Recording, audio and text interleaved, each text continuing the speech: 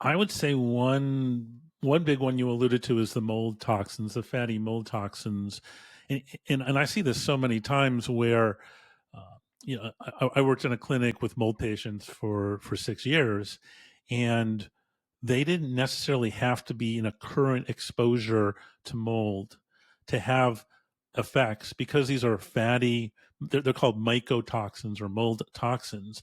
They're fatty, and they will go to the fatty tissue in your body, which includes, if you have fat in your belly, it'll go there. Guess what the fatty organ is up here? It's your brain.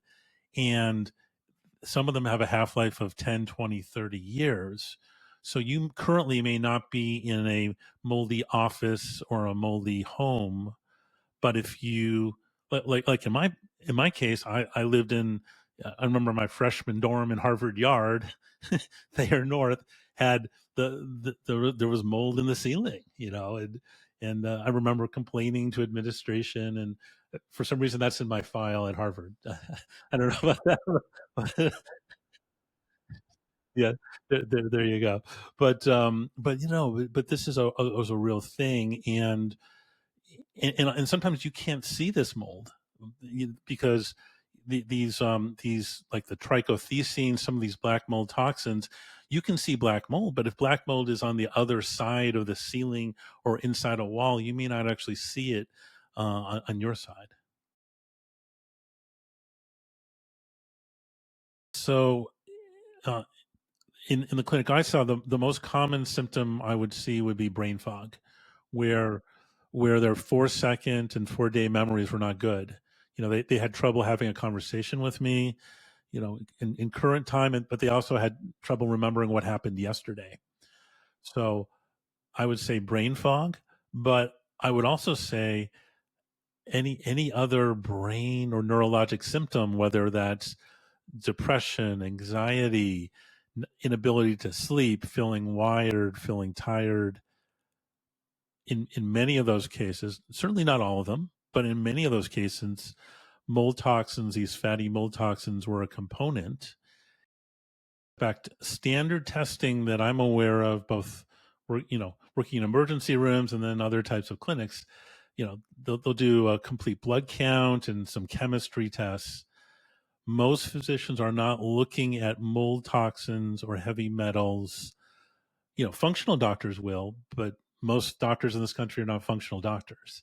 And that's what I love about this is looking at it from a biochemical standpoint and going deep. And so so I would look at heavy metals. I would look at fatty mold toxins. I would also look at petrochemical levels and things like DDT levels, and we can get into that.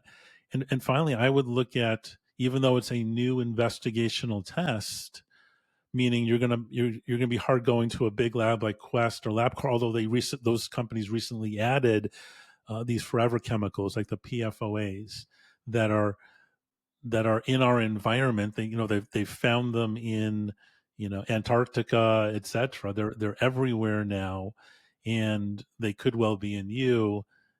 And the reason to care about it is that these chemicals are prematurely aging us. So I think for the take home for the general public is that just because your traditional doctor hasn't asked about or tested for these things doesn't mean it's not an issue.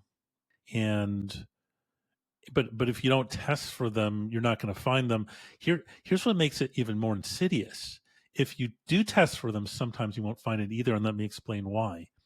These are fatty toxins, and they will again go into fatty tissue in your body, from brain to fat cells, etc. Think about the testing that we have for these fatty substances. We can test for metabolites in the urine. We can do blood tests, and for some things we can do hair testing. With all three of those things, if those fatty toxins are staying in what I call biofilm, a biologic film that bacteria can form to protect themselves from your body's immune system, if they're hidden in fat and or biofilm, you may not see them in the urine or blood. And I'm certainly not recommending people go out and get brain biopsies. But what I am saying is you need to have a higher threshold that these could be issues, because I've seen this so many times where the initial testing for heavy metals, petrochemicals, forever chemicals initially are negative, and then we actually start treating the patient with things to remove toxins, to bust up biologic film that could be holding these things. And then when we retest a month later, everything is off the chart. So that didn't mean that this wasn't an issue on the first testing. It meant that it was hidden inside protected areas in the body that aren't going to show up necessarily in the urine and the blood